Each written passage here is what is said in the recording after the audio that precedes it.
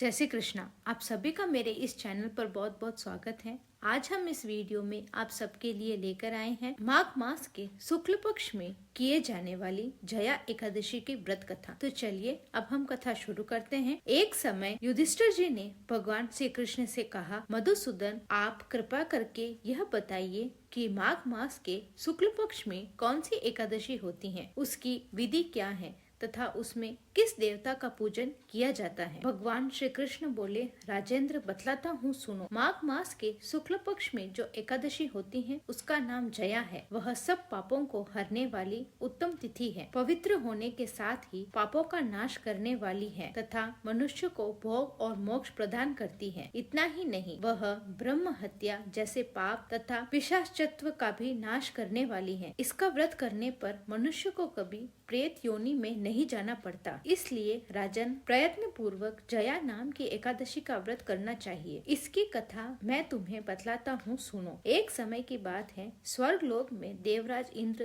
राज्य करते थे। देवगण परिजात वृक्षों से भरे हुए नंदन वन में अप्सराओं के साथ विहार कर रहे थे। 50 करोड़ गंधर्व के नायक देवराज इंद्र ने स्व इच्छा अनुसार वन में विहार करते हुए बड़े हर्ष के साथ नृत्य का आयोजन किया। उसमें गंधर्व गान कर रहे थे, जिसमें पुष्पदंता, चित्रसेन तथा उसका पुत्र, यह 3 प्रधान थे।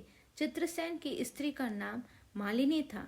मालिनी से एक कन्या उत्पन्न हुई थी जो पुष्पवंती के नाम से विख्यात थी। पुष्पदंता गंधर्व का एक पुत्र था जिसको लोग मल्यवान कहते थे। माल्यवान पुष्पवंती के रूप पर अत्यंत मोहित था। यह दोनों भी इंद्र के नृत्य करने के लिए आए थे। इन दोनों का गान हो रहा था। इनके साथ अप्सराएं भी थी। परस्पर अनुराग के कारण यह दोनों मोह के वशीभूत हो गए। चित्त में भ्रमिनता आ गई, इसलिए वह शुद्ध गान ना गा सके। कभी ताल भंग हो जाता और कभी गीत बंद हो जाता था। इंद्र ने इस प्रमाद पर विचार किया और इसमें अपना अपमान समझकर वह कुपित हो गए, अर्थात इन दोनों को श्राप देते हुए बोले, ओ मूर्ख, तुम दोनों को धिक्कार है। तुम लोग पतित और मेरे आज्ञा भंग करने वाले हो, अर्थात पति पत्नी के रूप में रहते हुए पिशाच हो जाओ। इंद्र के इस प्रकार श्राप देने पर दोनों के मन में बड़ा दुख हुआ। वह हिमालय पर्वत पर चले गए और पिशाच योनि को पाकर भयंकर दुख भोगने लगे। शारीरिक पातकों से उत्पन्न ताप से पीड़ित होकर दोनों ही पर्वत की गगनतराओं में विचरित कर रहे थे। एक दिन पिशाच ने अपनी पत्नी पिशाचिनी से कहा, हमने कौन सा पाप किया है जिससे यह पिशाच योनि प्राप्त हुई है। नरक का कष्ट अत्यंत भयंकर है तथा पिशाच योनि भी बहुत दुख देने वाली है, अर्थात हमें पूर्ण प्रयत्न करके पाप से बचना चाहिए। इस प्रकार चिंता मग्न होकर वह दोनों दुख के कारण सूखते जा रहे। देव योग से उन्हें माघ मास की एकादशी तिथि प्राप्त हो गई। जया नाम से विख्यात तिथि जो सब तिथियों में उत्पन्न है आई। उस दिन उन दोनों ने सब प्रकार के आहार त्याग दिए, जलपान तक नहीं किया, किसी जीव की हिंसा नहीं की, यहाँ तक कि फल भी नहीं खाया। निरंतर दुख से युक्त होकर वह एक पीपल के समीप बैठे रहे। सूर्यास्त हो गया। उनके प्राण लेने वाली भयंकर रात उपस्थित हुई। उन्हें नींद नहीं आई। वह रति या और कोई सुख भी नहीं पा सके। सूर्य उदय हुआ।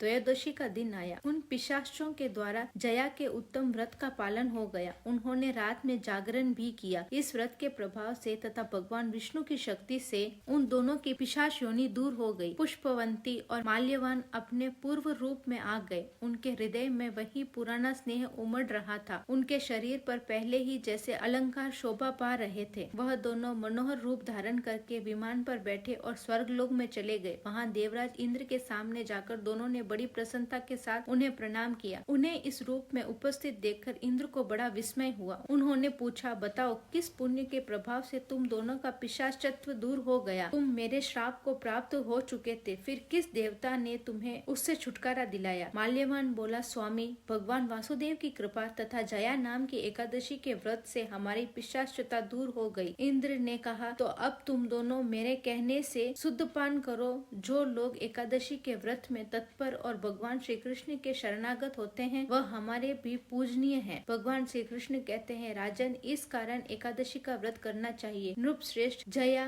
ब्रह्म हत्या का पाप भी दूर करने वाली वाली है। जिसने जया का व्रत किया है उसने सब प्रकार के दान दे दिए और संपूर्ण यज्ञों का अनुष्ठान कर लिया। इस महामात्य को पढ़ने और सुनने मात्र से अग्रमी अष्टम यज्ञ का फल मिलता है। जय श्री कृष्ण। अगर आपको मेरी ये कहानी अच्छी लगे तो इसे लाइक करें, शेयर करें और मेरे इस चैनल को सब्सक्राइब करना बिल्कुल ना भूलें।